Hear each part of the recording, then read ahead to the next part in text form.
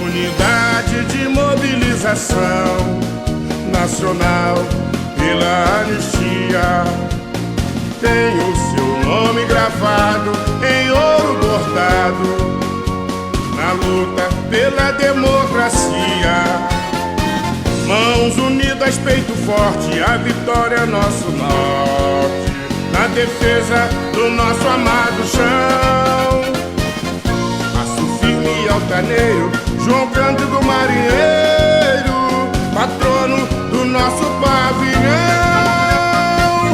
Passo firme e altaneiro, João Cândido Marinheiro, patrono do nosso pavilhão. Saudade, Dona Zelanja. Meu nome é José Xavier Cortes, além de suboficial da Marinha, sou livreiro e editor e tenho 79 anos.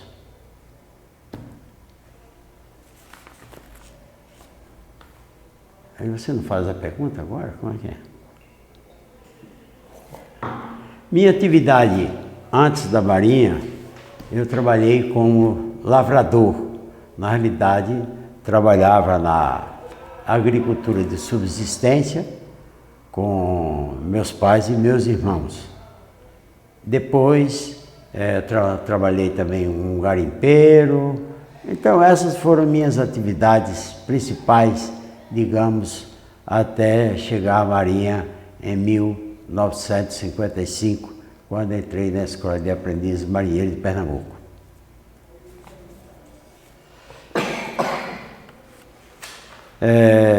Depois que eu entrei na Escola de Aprendizes, como todos os colegas, fiquei 10, 11 meses no Recife, depois juramos bandeira e fomos para o Rio de Janeiro em janeiro ou fevereiro de 56, não lembro a data certa. Fiquei alguns dias no quartel de marinheiro e depois eu fui escalado para servir no navio Marcílio Dias. Nesse navio Marcílio Dias, creio que fiquei uns 2, 3 anos fazendo serviços gerais. Depois eu fui trabalhar na oficina de solda, enfim, no departamento de reparos. Por lá eu fiz uma primeira viagem a Buenos Aires, passando pelo Uruguai. E aí tem uma coisa muito curiosa. Quando eu voltei de viagem, escrevi para meus pais dizendo que eu tinha ido num país em que as pessoas falavam uma língua diferente, naturalmente o espanhol. Mas como eu nunca tinha ouvido nem visto ninguém falar, aquilo para mim foi uma novidade. Uma outra novidade que eu lembro que eu escrevi para meus pais também foi que na Marinha eu tinha como sobremesa doce com queijo. Parece mentira, mas isso para mim era novidade, que era acostumado a comer rapadura, ou mel, esse tipo de coisa na minha sobremesa. Essas são algumas curiosidades, não é? E qual foi a minha participação? Bom, eu terminei de falar do Marcílio Dias e depois passei por várias outras unidades. Terminei no Cruzador Barroso, já aí tendo cursado máquinas, fui a cabo maquinista no final de 63, já com praticamente 8 anos de marinha, e fiquei no Barroso até quando me chamaram para responder IPM no quartel de marinheiros. O interessante de tudo isso também, que é pitoresco, é que me rebaixaram. Então saiu um boletim, tipo outubro ou novembro, não lembro mais qual foi a data, me rebaixando de cabo para a primeira classe. Quer dizer, voltei ao que era, e inclusive saí da marinha com a dívida. Saí com a dívida justamente desse soldo, digamos, que eu havia recebido a mais. Acho que foi a primeira punição, digamos, de me rebaixar. Eu nunca ouvi em lugar nenhum do mundo alguém ser rebaixado de posto, não é? É como você talvez ter um nome que não gosta e depois tirar aquele nome porque você não gostou ou porque alguém não gostou daquele nome. Não é possível, né? Mas esse foi a primeira coisa que fiz. Foi muito interessante essa questão do ter sido despromovido, não é? E responder ao inquérito policial militar, o IPM, porque eu participei da nossa festa de confraternização dos 2 anos da associação, entre 25 e 27 de março. Bom, eu vou ler aqui um pequeno trecho do inquérito. Eu peguei esse material que está disponível na Unicamp, na parte que relaciona as questões do regime militar daquele tempo, e a pessoa que estava me entrevistando fez uma pergunta: por que é que eu estava de férias e fui participar daquela reunião? Se eu estava de férias, por que eu fui me meter nisso aí, não é? E eu respondi, está escrito aqui.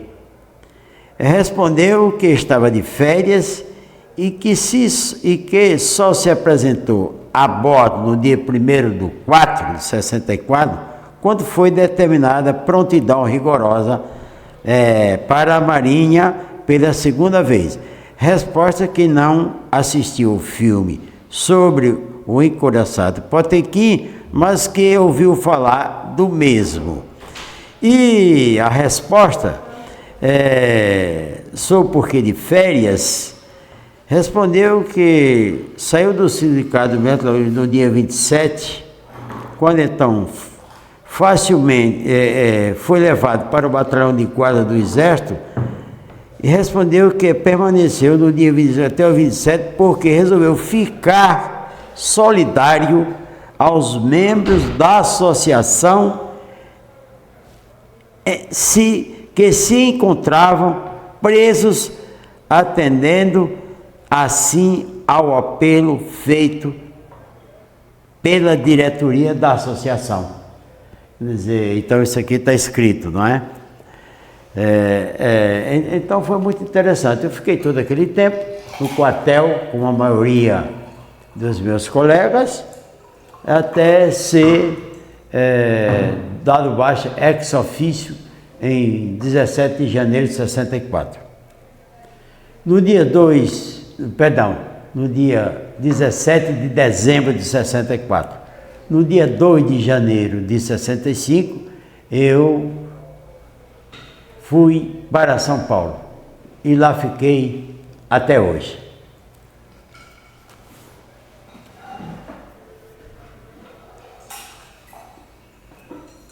Chegando em São Paulo, eu vou sei dizer no tempo, eu não sei.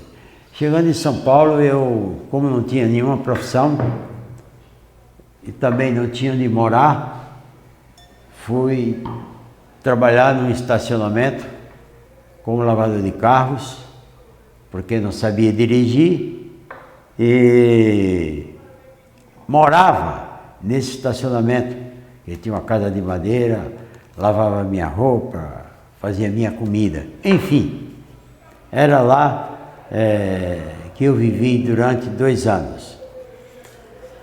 Agora, o importante de tudo isso, para ser, digamos, o que eu sou hoje, um livreiro e editor, houve uma série de mudanças na minha trajetória em função de uma coisa muito simples, a leitura. Quando eu estava na Marinha, eu procurava estudar. Aliás, fiz um curso de contabilidade numa escola em Bom Sucesso chamada Santa Cruz. Estudava à noite, às vezes chegava muito tarde,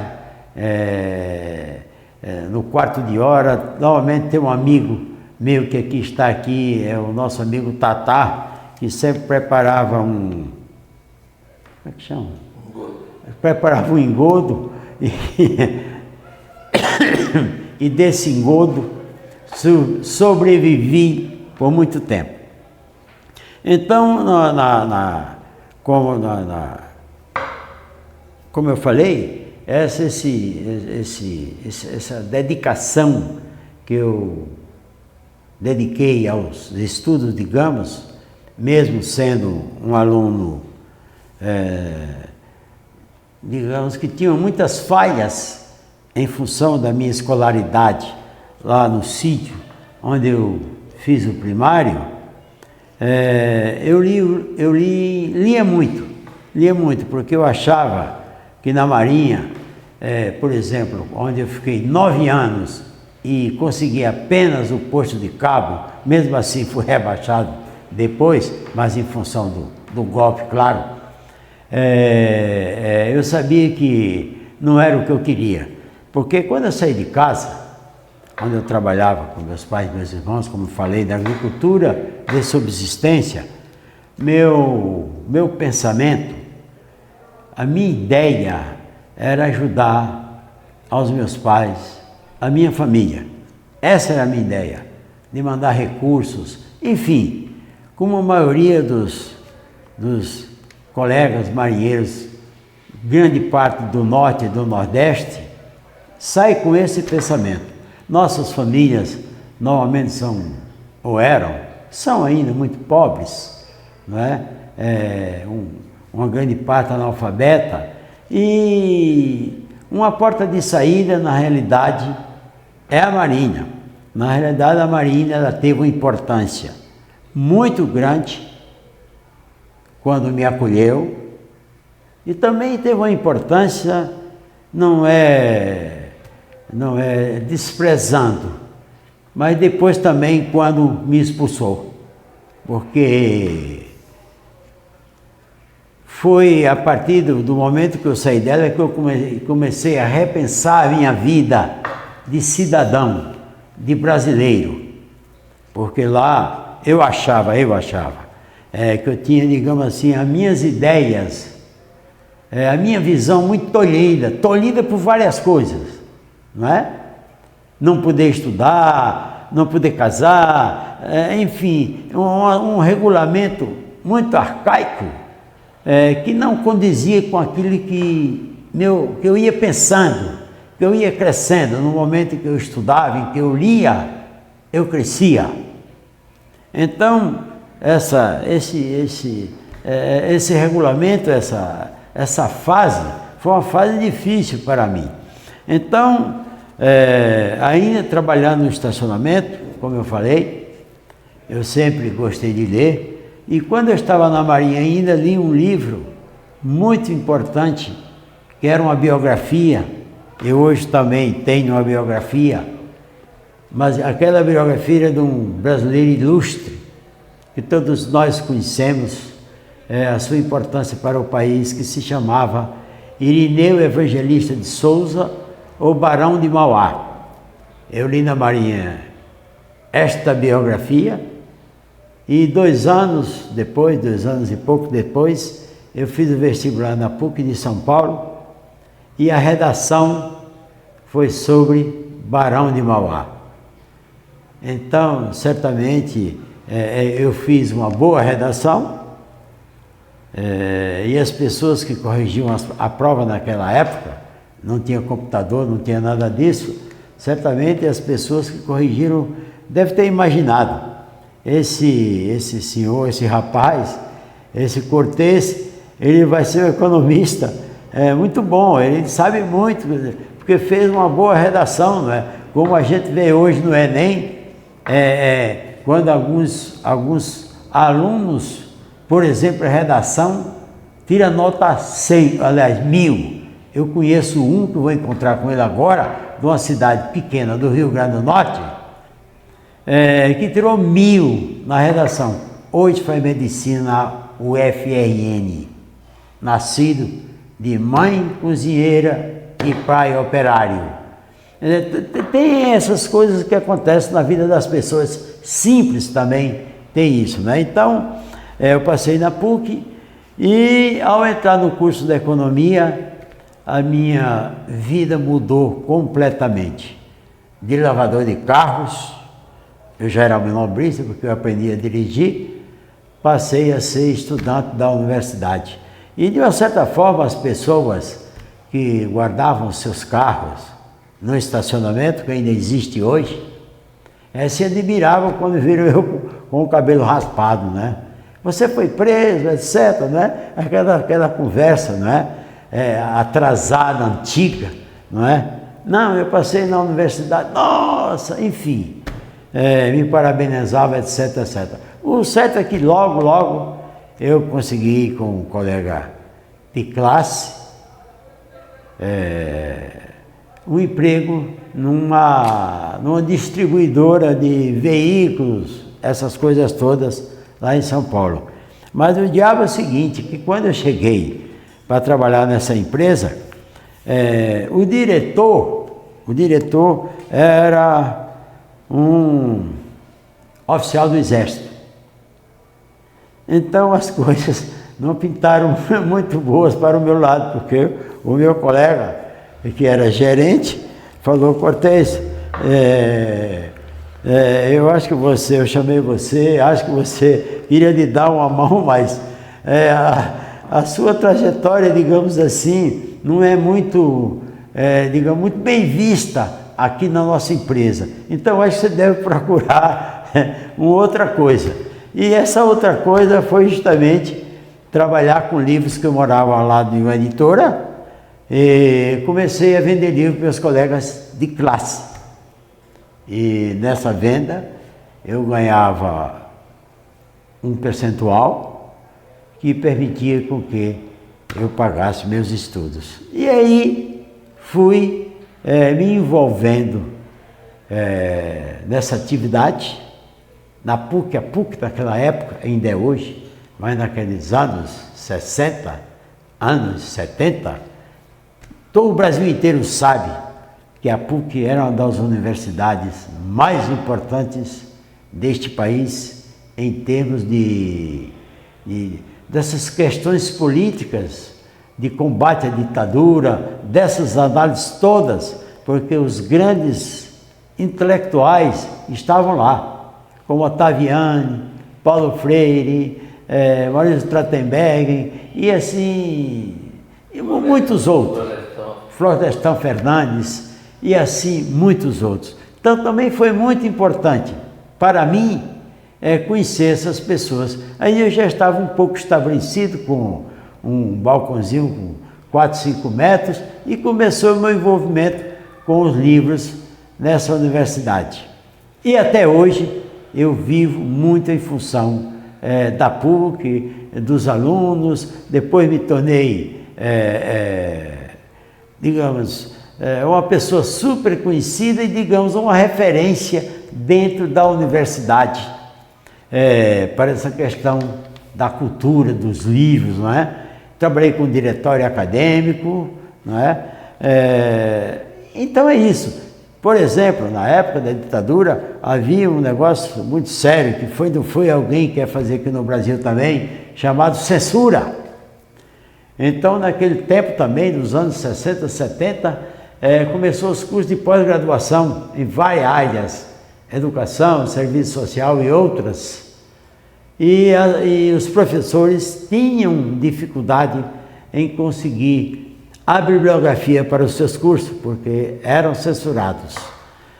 E eu, através de amizades, consegui uma distribuidora em São Paulo, eu não lembro mais o nome, que tinha livros importados de vários países, inclusive da Rússia, né? Uma editorial chamada Mir, que publicava livros em espanhol, enfim.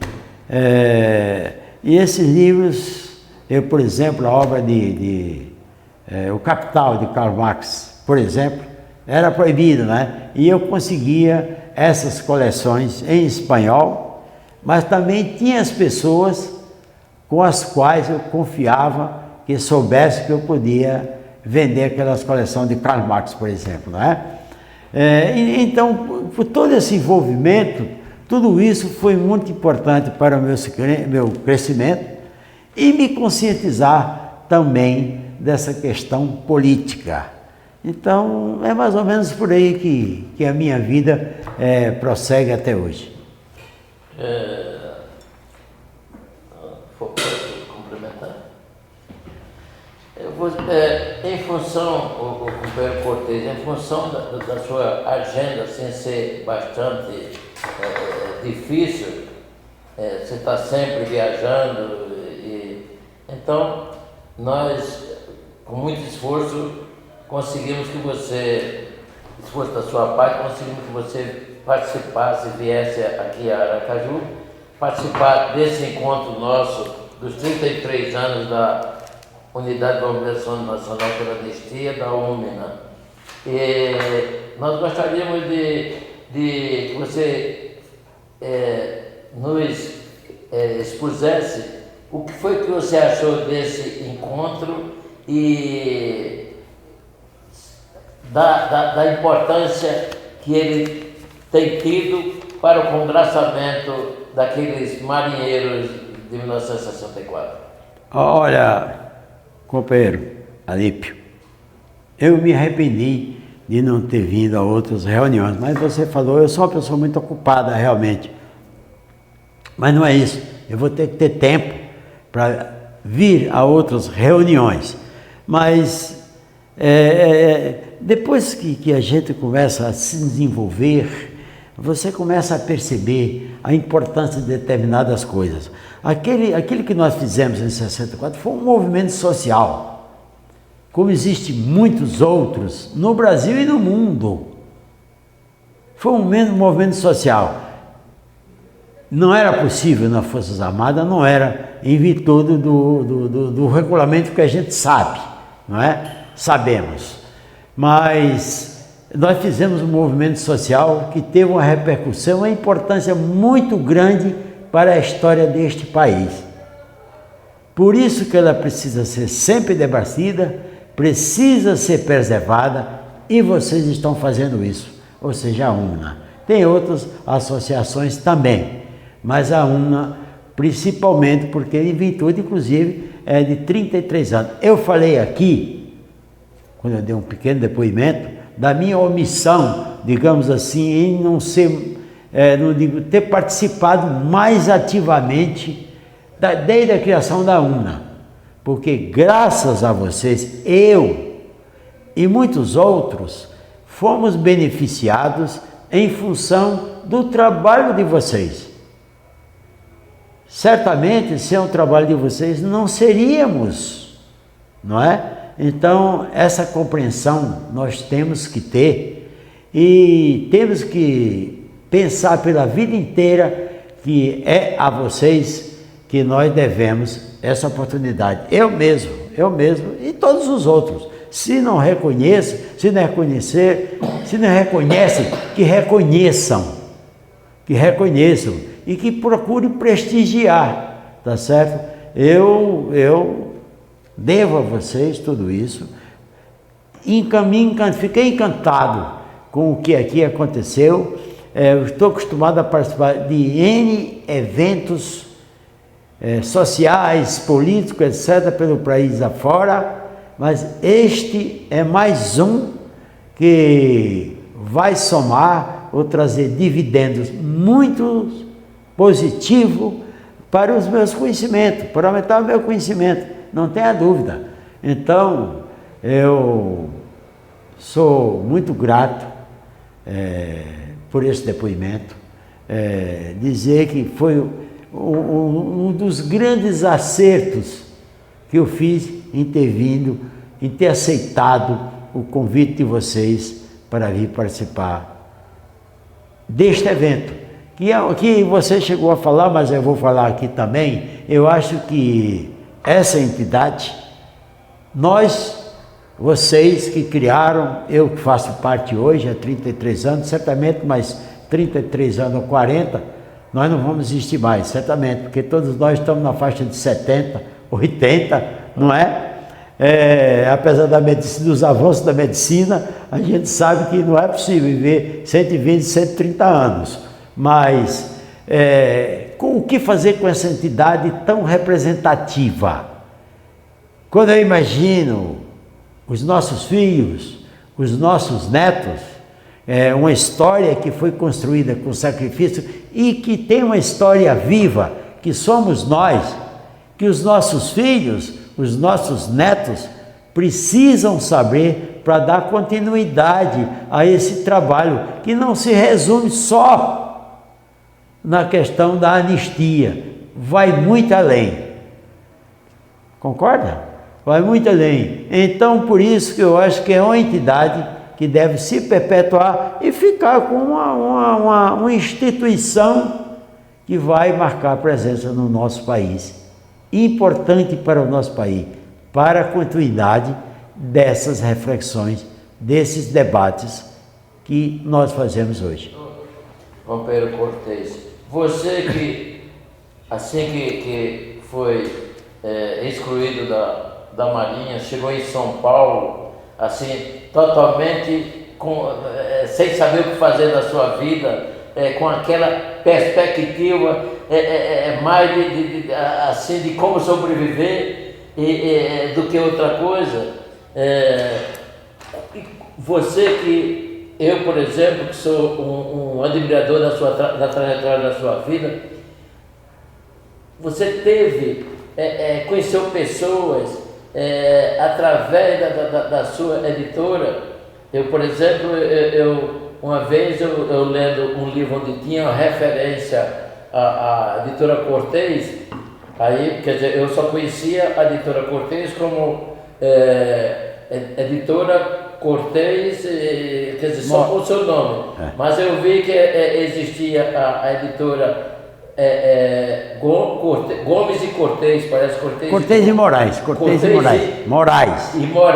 Cortez e Moraes. Pois aí eu fiquei aqui assim, curioso. Aí você,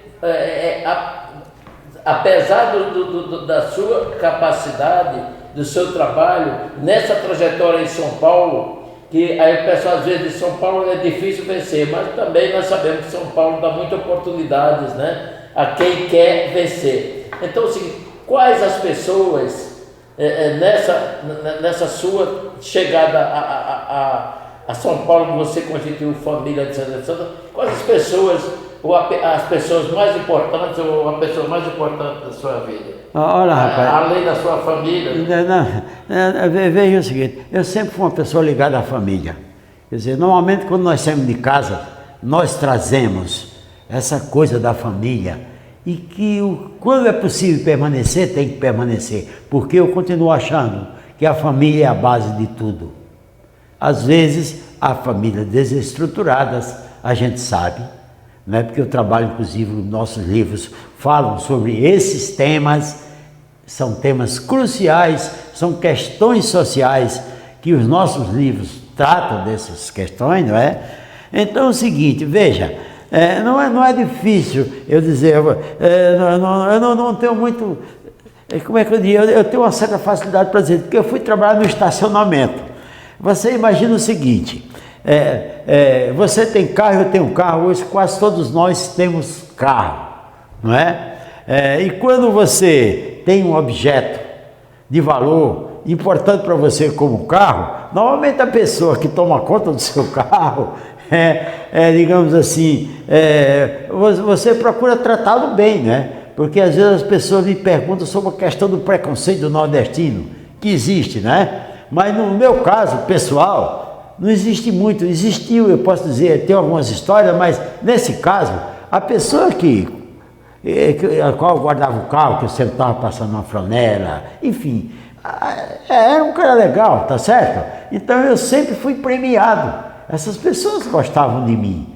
Depois, algumas dessas pessoas que eu guardava o carro, quando souberam que eu era universitário, procuraram me ajudar. Puxa vida, conta comigo. Tá certo? Isso que normalmente as pessoas de bem fazem, tá certo? Eu fui muito ajudado. Eu sempre tive pessoas que me ajudaram muito. Até hoje eu tenho. Assim como eu também tento fazer a mesma coisa com os outros. Então eu não tive muitos problemas. Fui muito ajudado. Agora não lembro mais da sua pergunta mais. Você tem outra coisa aqui. Eu não sei o que é mais. O que você perguntou mais? As pessoas importantes nessa trajetória. Sim. Depois é o seguinte, depois como livreiro na PUC, digamos assim, um livreiro confiável, né? Porque naquela época, como eu falei para você, do significado da PUC em questões políticas de combate à ditadura, né? Os grandes debates, Frei Beto, como é que o nosso lado de Recife, qual é o nome? Nosso grande professor, né? O padre também faleceu, que era cearense. Enfim, eram tantas autoridades, cara. Método Paulo Freire, né? Não é o Paulo Freire. Não, o Freire, não, padre, Monsenhor. Leonardo Boff. Hein? Leonardo Boff, não. Leonardo Boff também, mas tinha do Recife, que foi aqui do Rio de Janeiro. Bom, não lembro, vai. O nosso Carial, que era Recife, que era Ceará. Dom Helder. Quer dizer, em São Paulo tem no São Paulo, a PUC tem um teatro chamado Tuca, que é um teatro histórico. Naquele teatro que foi incendiado pelo coronel chamado Erasmo Dias, há mais de 30 anos um pouco, eu estava lá, ali eu assisti muitas condecorações de pessoas importantes do Brasil e do mundo que iam àquele teatro. Então foram pessoas, digamos assim, da minha convivência, e com eles eu aprendi muito. Não só eu, com as pessoas que me acompanhavam, a minha família, não é? Porque a minha família também está enganjada em tudo isso, tá certo? E depois é o seguinte, então a nossa editora nasceu nesse momento da efervescência política. Por isso, as nossas publicações, livros universitários ou infantis, digamos assim, são livros que tratam dessas questões sociais, buscando soluções, Eu não digo que nós somos uma editora de esquerda, mas eu digo uma editora progressista. Tanto é que de literatura infantil, por exemplo, hoje, nós temos mais ou menos 40 títulos de autores brasileiros, porque eu faço questão de dizer, nós somos uma editora brasileira, publicado em outros idiomas, inclusive literatura infantil na Coreia.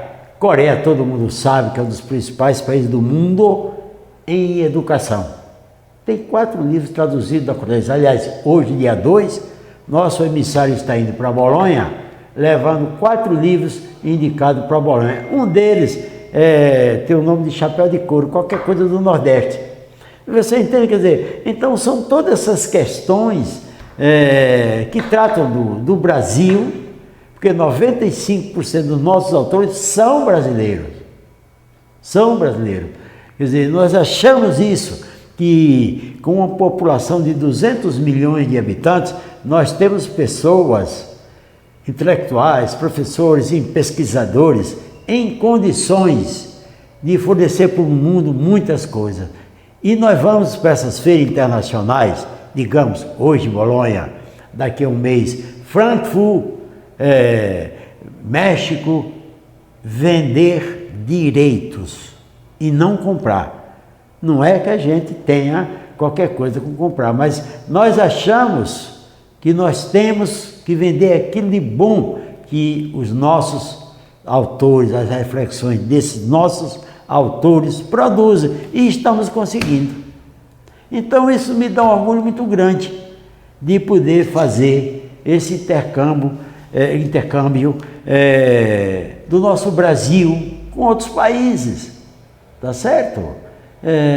Então imagine, quer dizer, às vezes são autores novos, não são autores consagrados, autores novos, não é? Mas escrevem bem, têm uma boa reflexão, porque os problemas da América Latina, ou digamos assim, até do mundo, são os problemas do Brasil.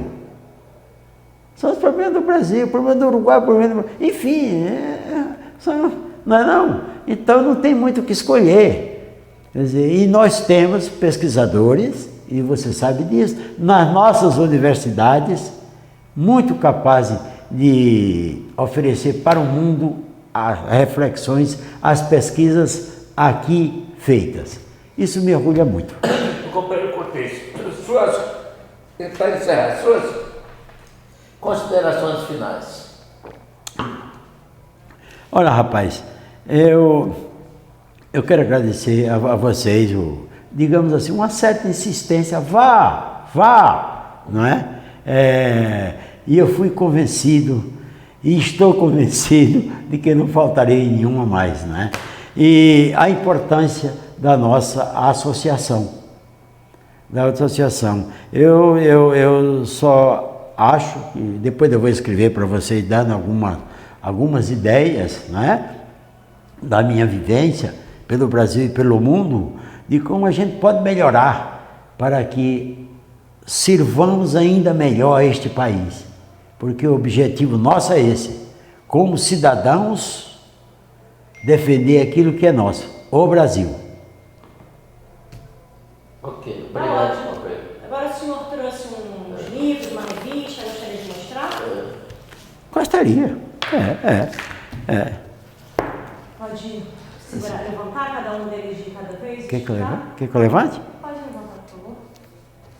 Deixa eu ver uma coisa.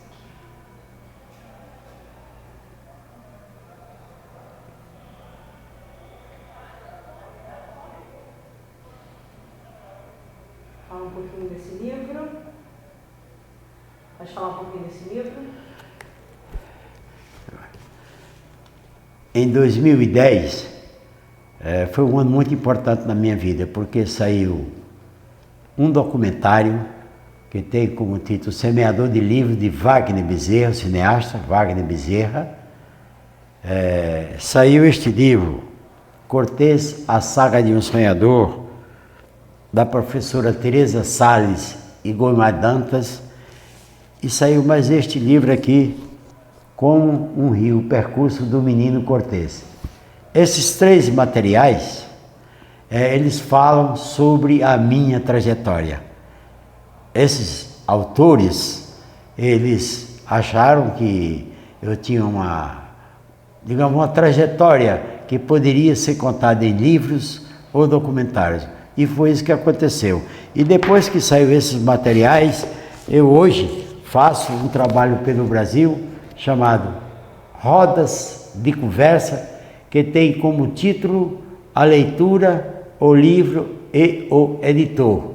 Porque editor é o que eu sou hoje, livro é o produto com o qual eu trabalho, e a leitura, como eu falei anteriormente, foi a leitura que me levou a ser o que eu sou hoje. Sem ela, eu não seria. Poderia ser o dono de um estacionamento muito grande em São Paulo, rico, mas certamente, se eu fosse dono de um estacionamento, não estaria aqui contando essa história para ninguém. Devo a São Paulo, nesses 51 anos em que habito essa cidade, tudo que recebi dela, duas coisas me marcam. O primeiro foi o título de cidadão paulistano e o segundo, recentemente, o nome de uma escola estadual na periferia que tem o nome de José Xavier Cortez. É muito bom isso. Passos firmes altaneiro, João Cândido Marinheiro.